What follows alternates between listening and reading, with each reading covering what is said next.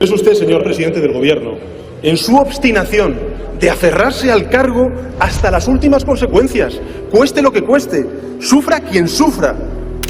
¿Va a dimitirse o va a continuar aferrado al cargo, debilitando la democracia y debilitando y devaluando la calidad institucional de la presidencia del Gobierno?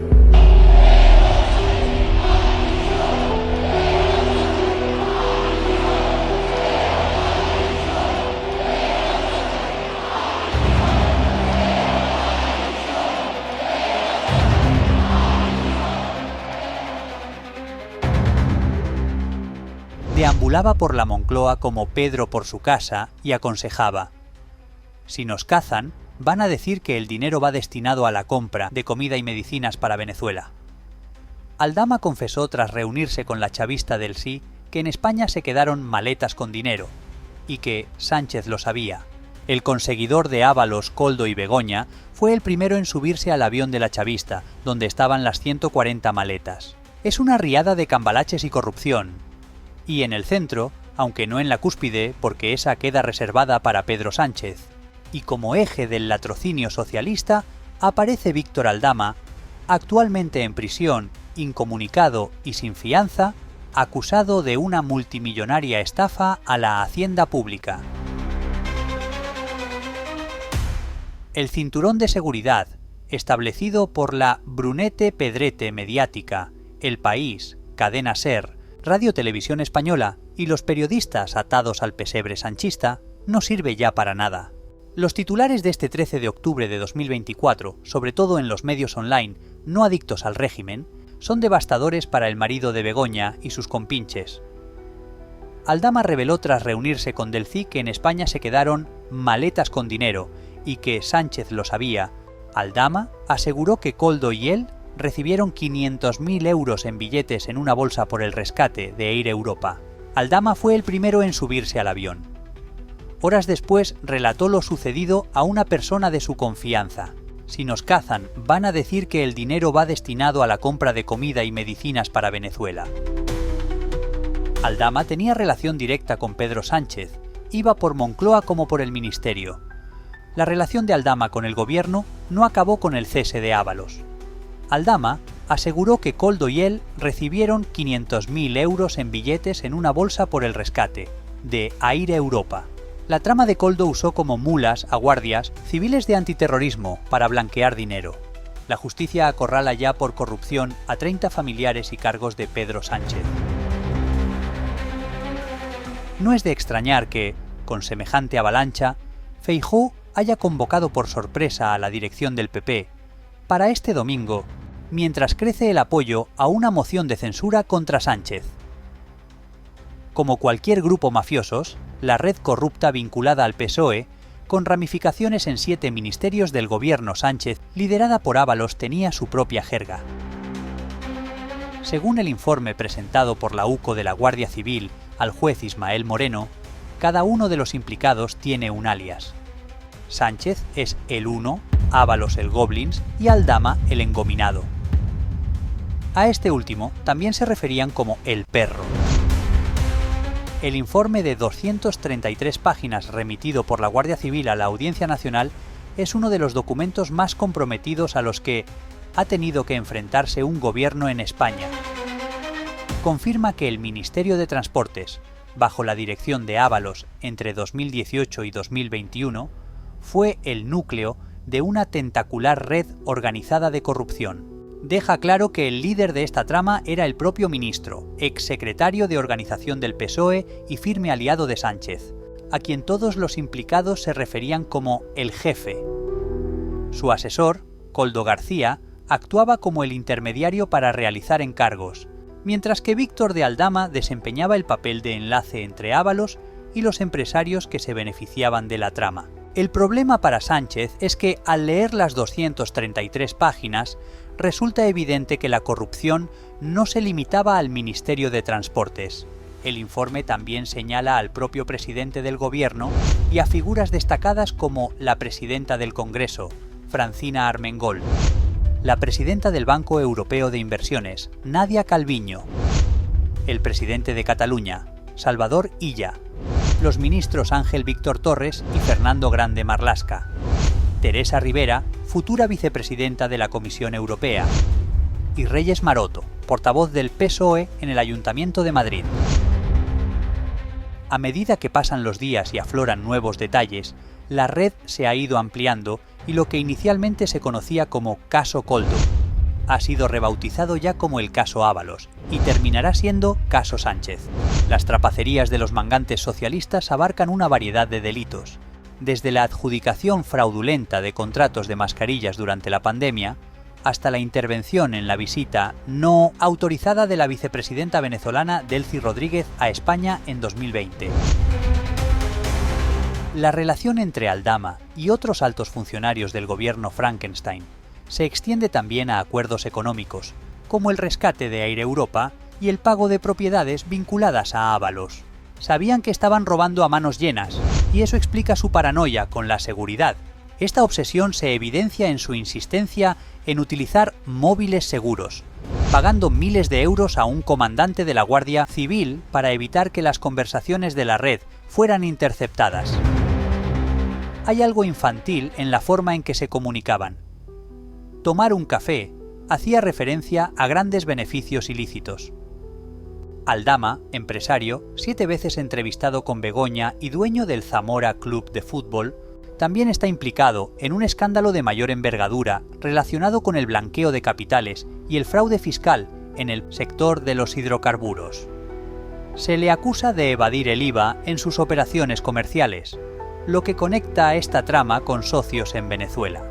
De los 53 millones de euros obtenidos en contratos públicos de material sanitario, se estima que Aldama se quedó con al menos 5,5 millones en comisiones, dinero con el que adquirió lujosas propiedades y un Ferrari.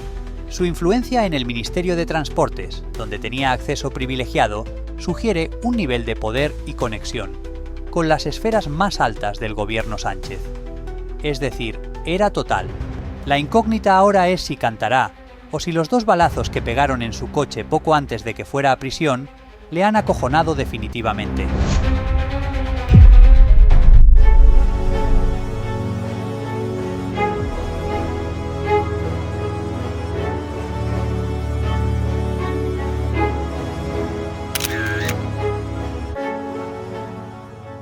Quiero recordar que el Gobierno de España, y yo en particular, tiene un compromiso con la regeneración democrática desde que impulsamos la moción de censura en el año 2018. Dejando a un lado los aspectos personales, y en este asunto también lo hemos hecho desde el primer momento. Lo hicimos, lógicamente, pidiendo el acta del exministro Ábalos, del Grupo Parlamentario Socialista, cuestión que él rechazó, y en segundo lugar lo hicimos abriendo un expediente de expulsión, en este caso al exministro Ábalos y exsecretario de organización del Partido Socialista Obrero Español. Desde el Gobierno, en cuanto ha habido un mínimo atisbo de casos de corrupción, se ha actuado con contundencia, con determinación y con convicción. Primero, absoluta contundencia en cualquier atisbo de caso de corrupción que se haya podido producir desgraciadamente en mi gobierno. En segundo lugar, absoluta colaboración con la justicia y las fuerzas y cuerpos de seguridad del Estado, y esto es muy importante recordarlo.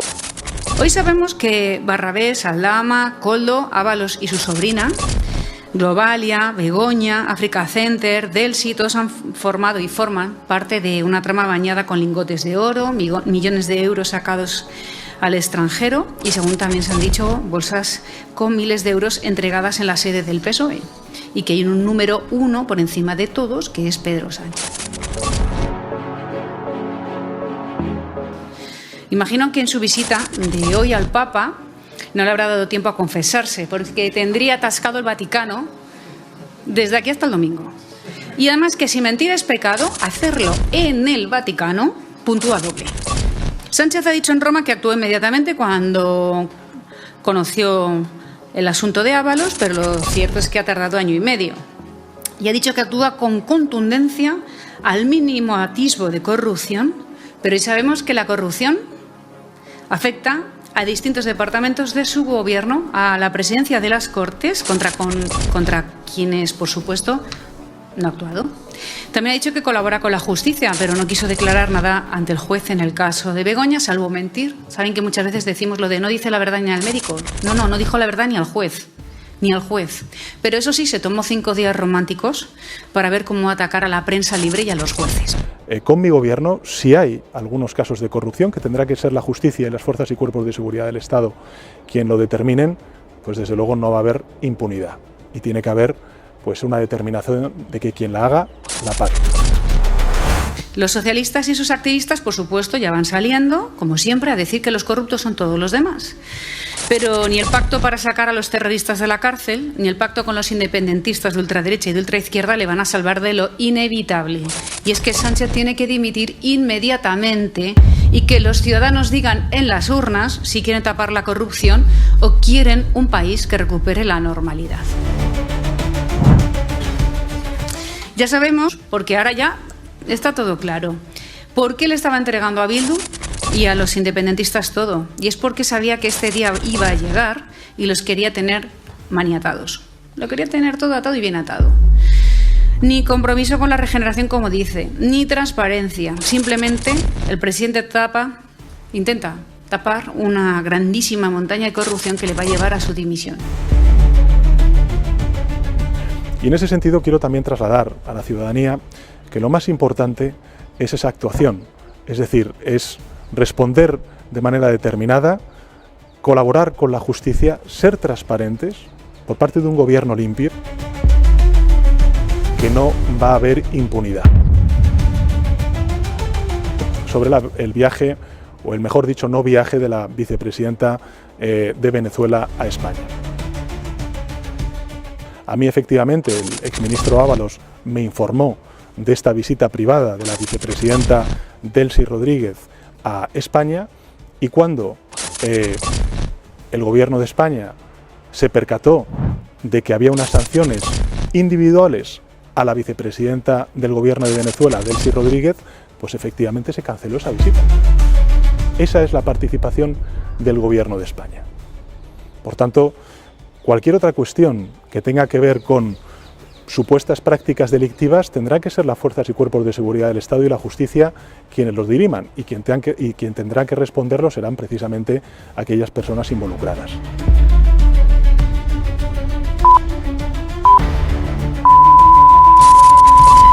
Permíteme hacer un inevitable pronunciamiento sobre la política nacional, porque sé que muchos españoles no salen de su estupor de las noticias que estamos conociendo en las últimas horas. Efectivamente, en las últimas semanas estamos asistiendo a un deterioro progresivo de la situación política en nuestro país. No se presentan presupuestos o se negocian a cualquier precio. Todo se decide en Suiza o nada se aprueba.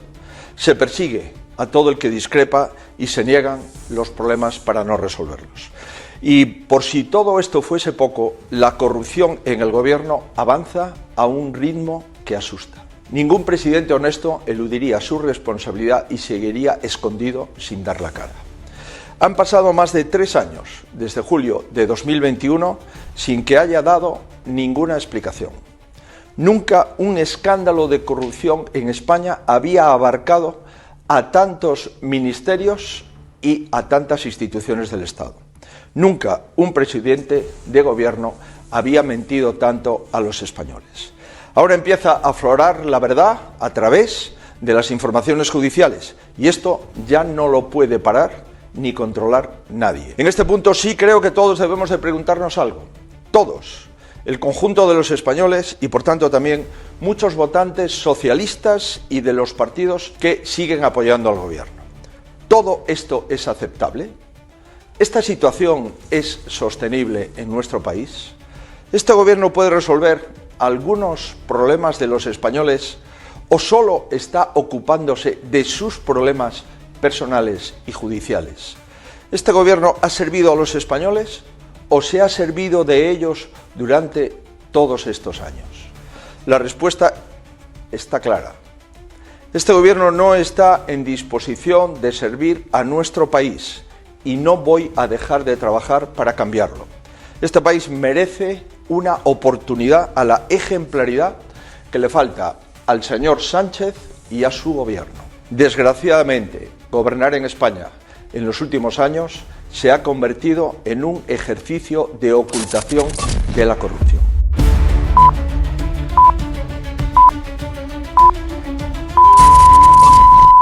Tiene que dimitir Pedro Sánchez, se tiene que ir ya de una vez, porque al final el sanchismo, a mí esto me recuerda, yo creo que era en La Jungla de Cristal, en la primera película, cuando una de las escenas finales están ahí Bruce Willis y Alan Rickman, que son los dos protagonistas, y entonces Bruce Willis pilla al otro llevándose los títulos valores. Y entonces Bruce Willis le dice que después de todo lo que has organizado, después de todo lo que ha pasado en este edificio, ¿esto es un robo?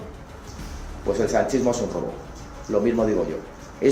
Todo esto del sanchismo, todo esto al final, ¿para qué? Para un vulgar robo. Para un vulgar robo en el Partido Socialista, para un vulgar robo desde el Gobierno de España y para un vulgar robo incluso en el ámbito familiar. Todo el sanchismo, todo el trampantojo con el que el sanchismo se presentó ante los españoles era simplemente para disimular que todo era un robo, un vulgar robo. Por tanto, en mi opinión, quien tiene que dimitir es Pedro Sánchez, y a mí no me van a distraer, desde luego, con temas del Partido Popular en estos momentos.